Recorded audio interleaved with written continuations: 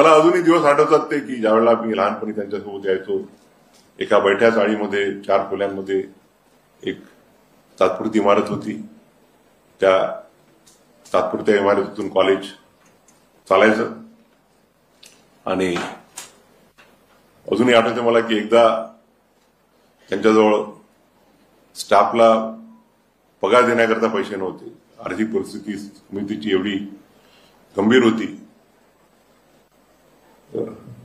दादासाहेब गवई आणि दादासाहेब कुंभारे या दोघांची, मनोहरभाई पटेल आपले जे मंत्री होते प्रफुल्लभाई पटेल यांचे वडील, त्यांचे अतिशय जवळचे संबंध होते. आणि त्यांनी मग मनोहरभाईंना फोन केला की आमच्याजवळ पैसे नाही आहेत पगार द्यायला.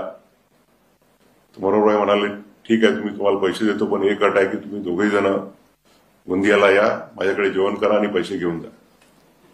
आणि अशा परिस्थितीतून हे कॉलेज उभं राहिलं. आणि आज आपण बघतोय की शून्यामधून आज एक मोठी इन्स्टिट्यूट निर्माण झालेली आहे.